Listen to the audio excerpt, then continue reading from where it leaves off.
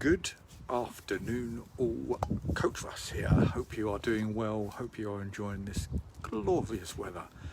I'm dreading the day when I can't stand outside and I see clouds and greyness, but apparently this week it's coming. The sun won't last forever. We're going to have a dip this week and then carry on. So let's have a good little chat. So the title is The Best Exercise for Fat Loss. Now, I want to first of all start off by saying one thing. Let's take food out of the equation for a second, because by now you should realise, but if you're not watching enough of my videos and such like, you realise and understand that the key to fat loss is reducing or changing the way you eat.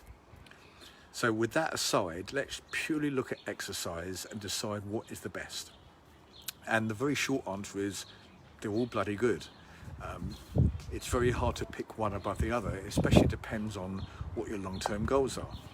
Because if you want to run a marathon, do a Tough Mudder, do some sort of triathlon or that sort of thing, you need to work on your cardio, you need to work on your heart, you need to work on your cardio capacity.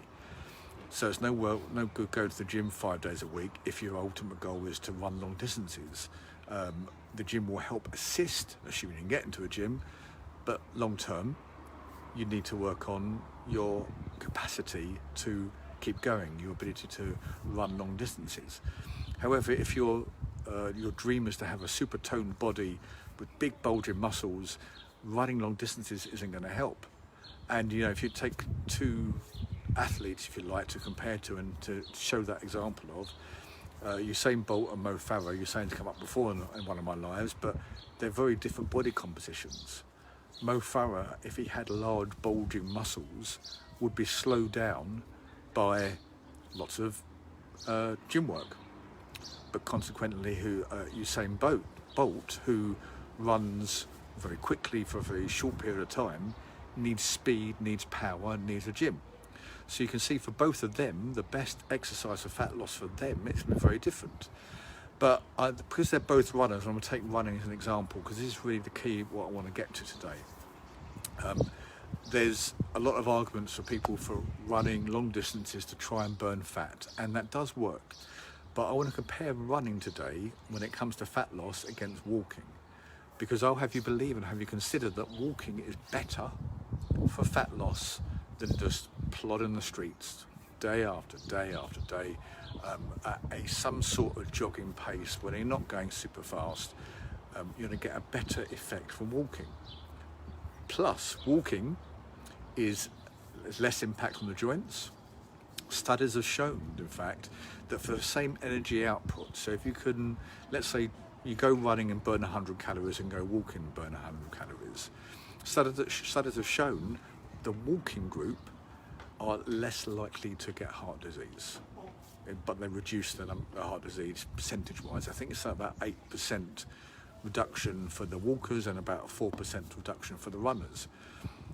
But walking is easy to do. Just step out your door, you don't have to worry about any fancy equipment or anything, whereas running, you'll get yourself dressed up and get the right trainers on. You can take the pleasure of running in at the same time, walking at the same time. So walking is definitely less impact, less painful. However, here's another thing about walking. If you go out for a meander, shall we call it, which is just a really slow, long walk for an hour, or you go out for a brisk walk for half an hour, the half an hour is going to win. So not only can you not have to run now, but you can walk. But if you walk at pace, you come back, you're feeling it, you're breathing a little bit heavier, you're sweating a little bit more.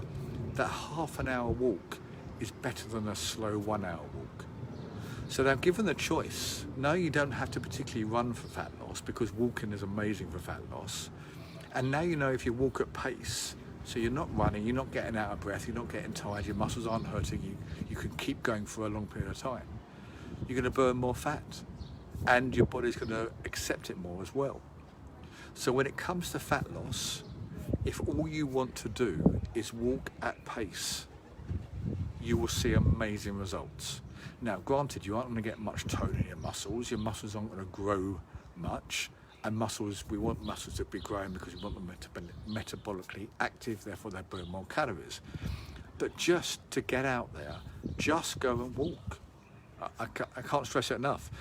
Use me as a prime example. As you know, the last 3 weeks, 4 weeks now, been injured. I think my injury has passed. I don't, fingers crossed now. But all I've done over the last 3 weeks is walk. Nothing else. I tried running one day and it hurt me, so I stopped. So pretty much walking non-stop.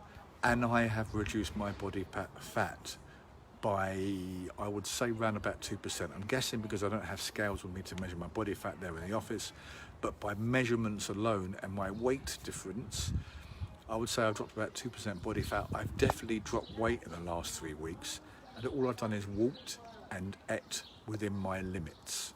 And that's a whole different topic, eating with your limits. I've discussed it before, I've touched upon it before, but today just about exercise and walking.